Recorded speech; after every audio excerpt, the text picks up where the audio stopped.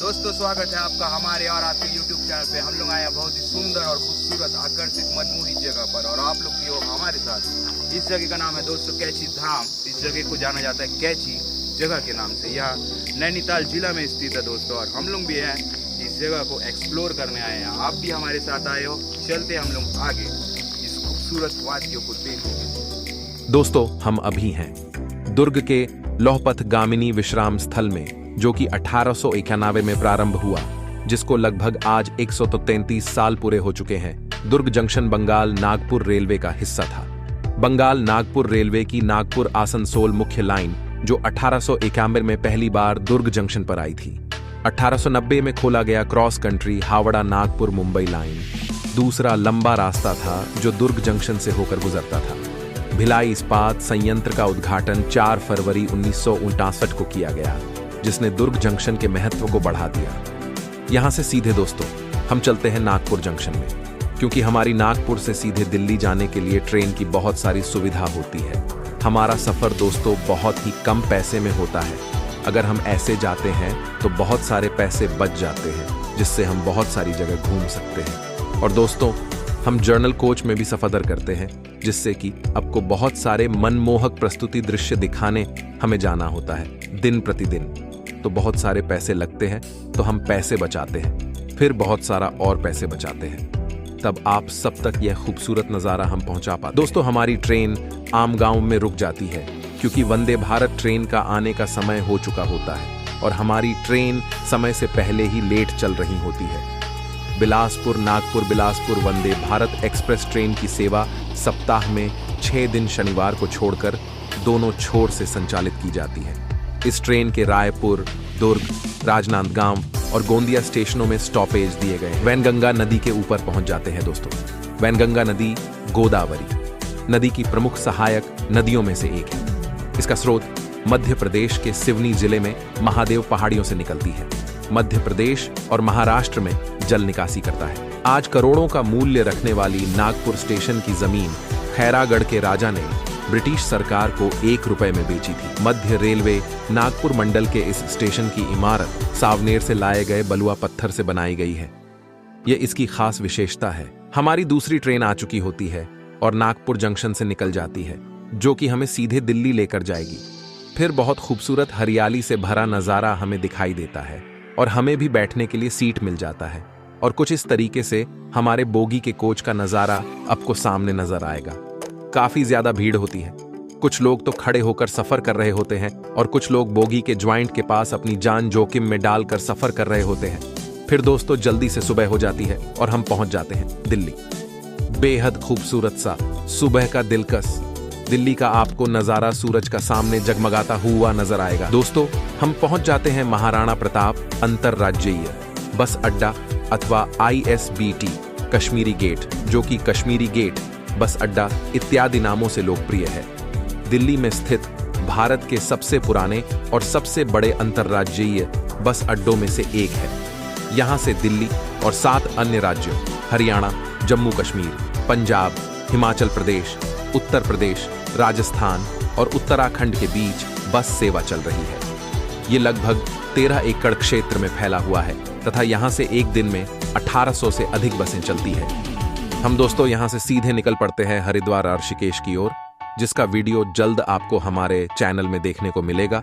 और फिर वहां से सीधे निकल पड़ते हैं उत्तराखंड जिला नैनीताल कैंची धाम के लिए। दोस्तों चलते चलते हम पहुंच जाते हैं टोल पे और हम बस में होते हैं तो हमें टोल देने की आवश्यकता नहीं होती है। वहां से हम चलते हैं तो हम पहुंच जाते हैं ढाबे में, जहां पर हम बहुत ही स्वादिष्ट वाला भोजन करते हैं। और वह भोजन का स्वाद इतना ही ज्यादा लजीज होता है कि क्या ही बताएं।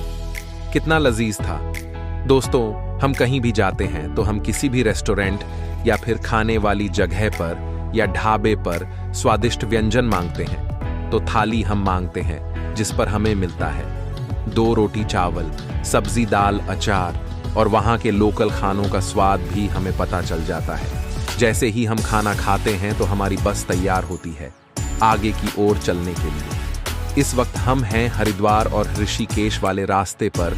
बेहद ही ज्यादा इस रास्ते पर ट्रैफिक होता है। मेरे दोस्तों, अगर आप शुक्रवार, शनिवार और रविवार को आते हैं तो और बहुत सारे आपको परेशानियों का सामना करना पड़ सकता है।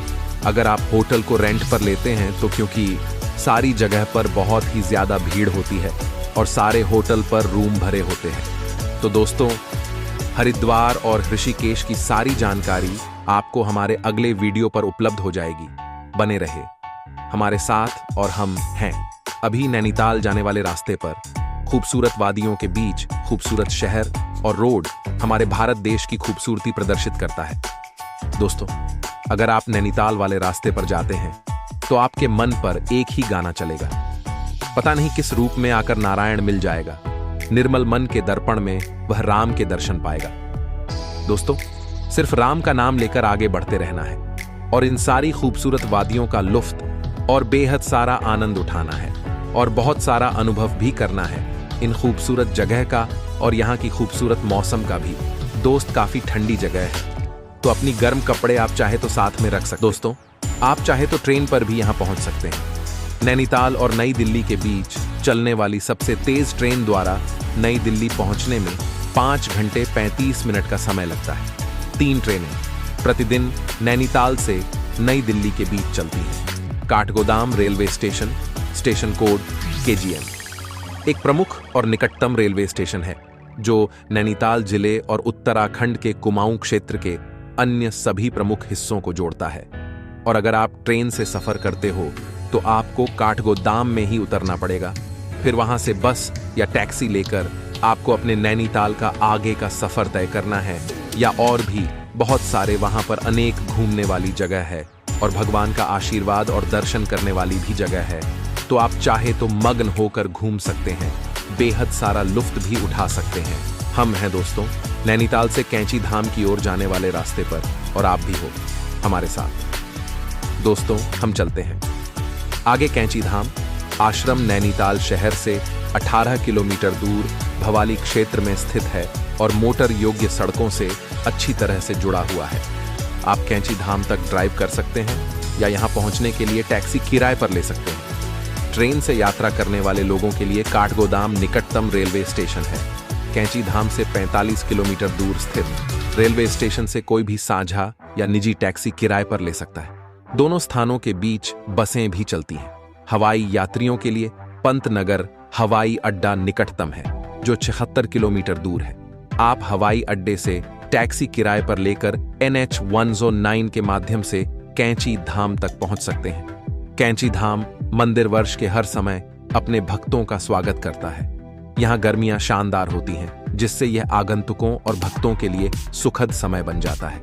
यहाँ की सर्दियां बेहद खूबसूरत होती हैं क्योंकि आपको 0 डिग्री से भी कम तापमान में बर्फ से ढकी चोटियों की शानदार सुंदरता और इससे मिलने वाले आराम का अनुभव मिलता है। हालांकि जाम भरी सड़कों और भारी बारिश के कारण मानसून थोड़ा मुश्किल हो सकता है, लेकिन बारिश से धुलने के बाद सभी रंग अपने शुद्धतम प्राकृतिक रूप में सामने आने के साथ इस जगह का सबसे मंत्रमुग्ध कर देने वाला दृश्य पेश करते हैं। हम होते हैं सिर्फ 10 किलोमीटर पास।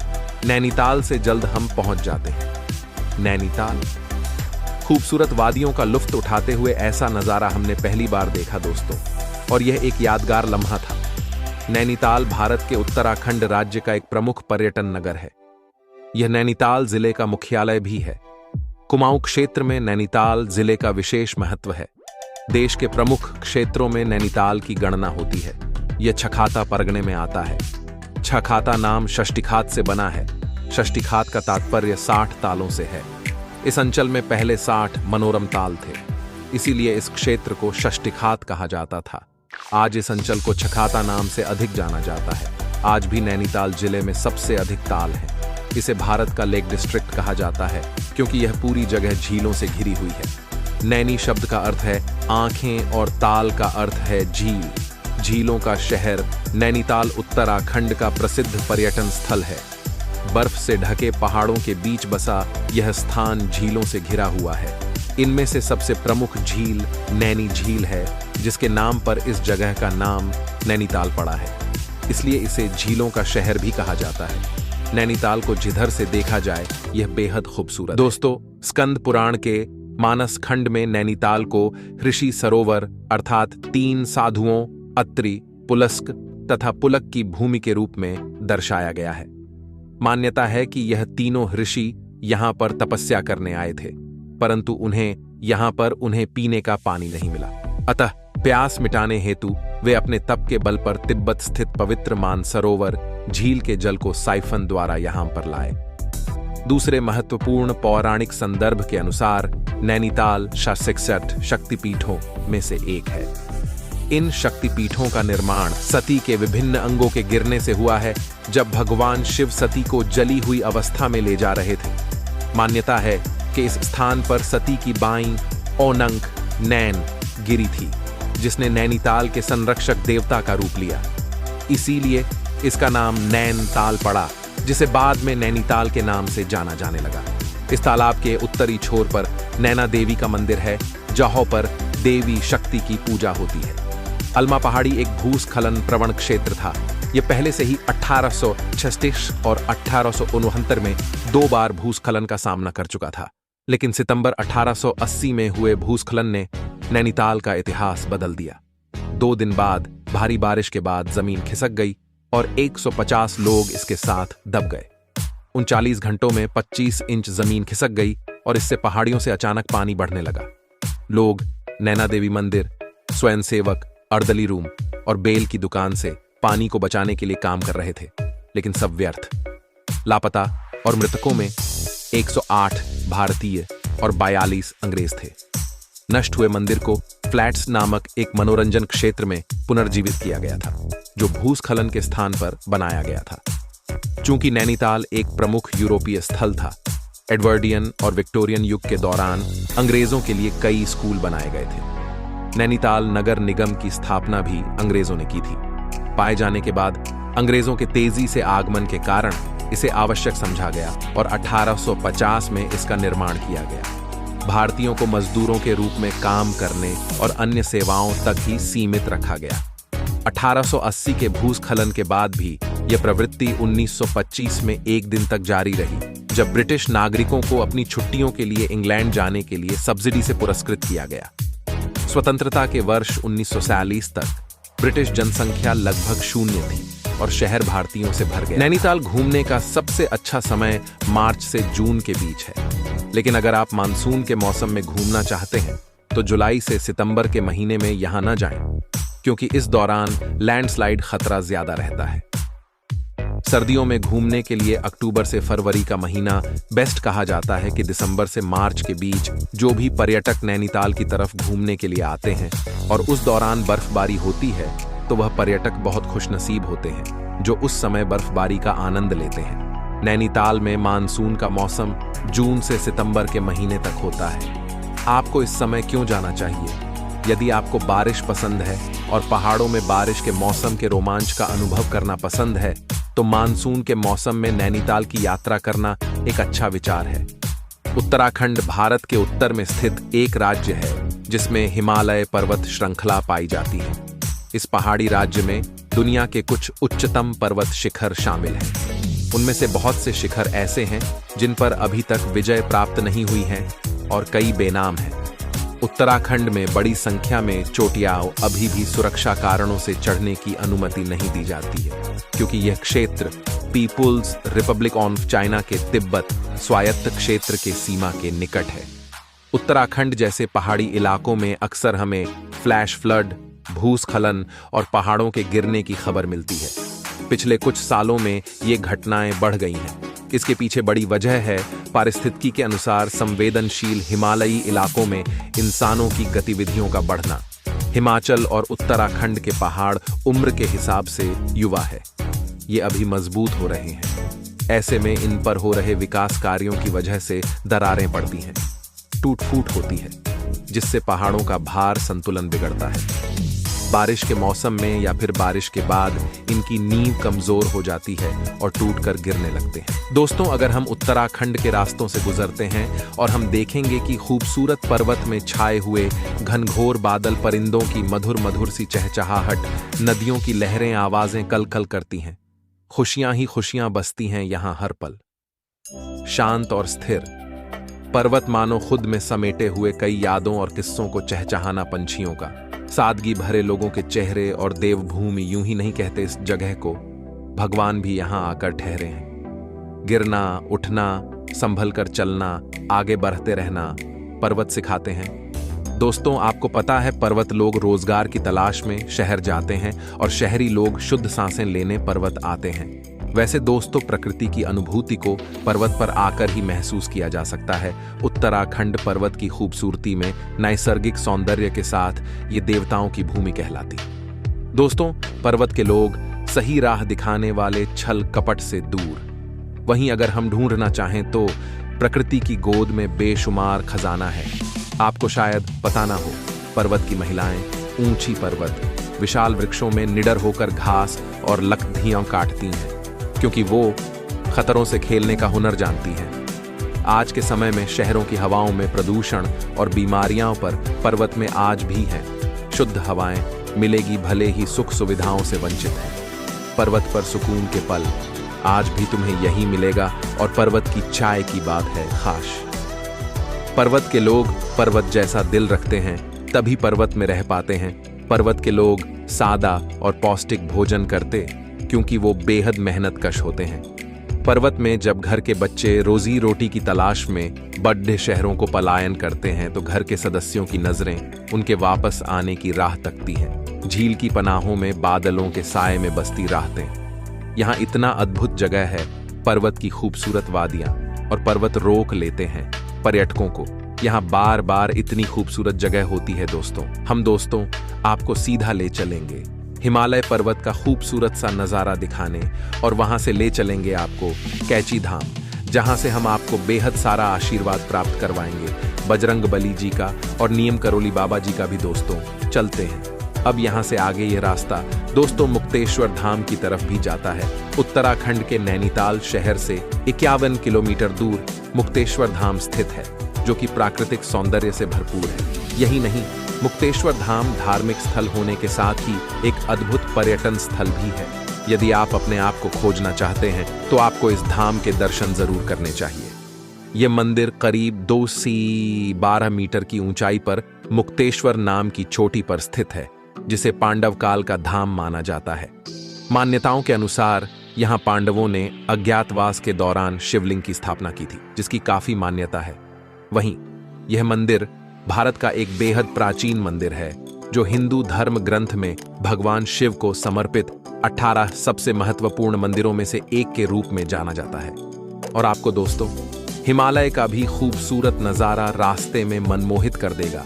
हिमालय पर्वत इतना खूबसूरत होता है और इतना अद्भुत कि मैं उसे लगभग 10 मिनट तक निहारता हूँ। उसके बाद मुझे समझ आ जाता है कि नहीं, यह बेहद ही खूबसूरत है और बेहद आकर्षित भी, और बेहद बड़ा, बेहद चमकदार, अद्भुत भी है। दोस्तों हम रास्ते पर रुकते हैं और देखते हैं कि यहाँ खूबसूरत सा झरना नजर आ रहा होता है, जिसमें दोस्तों फिल्टर से भी ज्यादा ठंडा पानी और बेहद मीठा हमें उपलब्ध हो जाता है। उसे हम अपने बोतल में भर लेते हैं, जो कि लगभग 2 घंटे तक उतना ही ठंडा रहता है और बेहद मीठा भी दोस्तों, बेहद साफ भी। उस पानी की क्या ही बात थी दोस्तों। अगली बार मुक्तेश्वर धाम का दृश्य आपको दिखाएंगे और दर्शन भी प्राप्त करवाएंगे, बहुत सारे आशीर्वाद के साथ। और फिर हम आगे की ओर चलते हैं कैंची धाम के लिए दोस्तों हम सीधे पहुंच जाते हैं कैंची पर, जिसका जिला पड़ता है नैनीताल, और इसे कैंची धाम के नाम से जाना जाता है। कैंची धाम में नीम करोली बाबा के आश्रम में घूमने के अलावा निवासी भिक्षुओं द्वारा आयोजित सत्संग में भाग ले सकते हैं। आश्रम में पुस्तकालय है, जहां आगंतुक आध्यात्मिकता और दर्शन पर किताबें पढ़ सकते हैं। आसपास की प्राकृतिक सुंदरता को एक्सप्लोर कर सकते हैं। जंगल की सैर, पहाड़ियों में ट्रैकिंग का लुत्फ उठा सकते हैं। दिल्ली से नैनीताल तक आप बस या ट्रेन से सफर करते हैं तो 300 रुपए से 800 रुपए का टिकट मिल जाएगा। आगे की सफर के लिए बस या टैक्सी ले सकते हैं। इसके अलावा नीम करोली आश्रम आने वाले लोगों को शयनगृह से लेकर निजी कमरे तक मिल सकते हैं। धार्मिक तीर्थ स्थलों में से एक कैंची धाम आश्रम श्रद्धालुओं के बीच काफी लोकप्रिय है। प्रसिद्ध संत नीम करोली बाबा ने यहाँ एक आश्रम स्थापित किया था, जो कि शांतिपूर्ण आश्रय स्थल बन गया, जहां लोग आंतरिक शांति की तलाश में आते हैं। कैंची धाम एक आध्यात्मिक केंद्र है, जो कि उत्तराखंड की सुरम्य पहाड़ियों पर स्थित है। पिछले वर्षों में क्रिकेट और मनोरंजन जगत की कई हस्तियां और देश विदेश के दिग्गज कारोबारी नियम करोली बाबा के आश्रम जाते रहे हैं। सेलिब्रिटीज के बीच लोकप्रिय हुए नियम करोली बाबा दोस्तों, हमें यहाँ लगभग जो घर पर रुकते हैं वह सुविधा मिल जाती है, जिसका शुल्क होता है 500 रुपए 24 घंटे का, और दोस्तों कहीं पर 4000 रुपए भी लगता है। फिर वहां के लोग इतने अच्छे होते हैं कि वह हमें रूम से बाबा की धाम तक अपने बाइक में लेकर छोड़ते, क्योंकि बाबा के धाम में बहुत ज्यादा भीड़ और आसपास के रोड में गाड़ियों की संख्या बहुत होती है, और बहुत सारी घर की उगी हुई सब्जियों से हमारा भोजन तैयार किया जाता है, जो कि लगभग 150 रुपए का थाली होता है, जिसमें दोस्तों घी लगी रोटी और स्वादिष्ट लौकी की सब्जी, पहाड़ी अचार और दाल, साथ में ही दोस्तों बेहद स्वादिष्ट मीठा खीर भी होता है। भोजन इतना स्वादिष्ट होता है दोस्तों कि क्या ही बताएं। इसका स्वाद तो आपको दोस्तों वह आकर ही मिल पाएंगे। कभी भी अगर आपको पहुंचना होगा तो बेशक हमसे कोई भी जानकारी चाहे तो ले सकते हैं। हम दोस्तों लगभग पहुंच चुके थे शाम को 4 बजे। फिर हमने सबसे पहले हमारे रहने के लिए स्थान खोजा, निजी घर जो किराए पर उपलब्ध होता है, और वहां से कुछ खूबसूरत नज़ारा आपके सामने दोस्तों दिखाई देता हुआ नजर आएगा। फिर दोस्तों हम जल्दी से सो जाते हैं क्योंकि सुबह हमें जाना होता है। जैसे ही हम उठते हैं तो हमें घर का बना पराठा और बेहद स्वादिष्ट अचार और टमाटर की चटनी मिल जाती है, जिसे हम खाकर आगे की ओर बढ़ते हैं, क्योंकि वहां पर बजरंगबली और भी अनेक देवी देवता के साथ नीम करोली बाबा जी की आरती सुबह 7 बजे होती है, जो कि 6 बजे प्रारंभ होती है। तो दोस्तों हम तैयार होकर पहुंच जाते। जल्दी से सुबह सुबह बाइक में सवार होकर हमारे निजी घर से सीधे नीम करोली बाबा के धाम की बेहद ऊंचे नीचे रास्ते होते हैं, और बेहद खूबसूरत नज़ारा भी होता है। दोस्तों नीम करोली बाबा के धाम में किसी भी तरह का मोबाइल और कैमरा उपयोग नहीं किया जा सकता, अथवा उसके ऊपर तकरीबन करोड़ों का जुर्माना हो सकता है। तो इसीलिए दोस्तों हमने वहां का वीडियो अंदर धाम का आप लोगों को नहीं दिखाया है, और ना ही हमने बनाया। ऐसा इसलिए है दोस्तों ताकि आप वहां खुद स्वयं जाकर बाबा जी का दर्शन प्राप्त कर सके और बजरंगबली जी का आशीर्वाद प्राप्त कर सके, और वहां जाकर प्रसाद भी प्राप्त कर सके। तो दोस्तों कुछ इस तरीके से हमारे नैनीताल कैंची धाम की यात्रा थी। बहुत शुक्रिया जो आप लोगों ने हमारा वीडियो देखा और हमारे चैनल को इतना प्यार दिया और हमेशा देते हैं। जय हिंद, जय भारत, जय किसान, जय जवान, जय छत्तीसगढ़।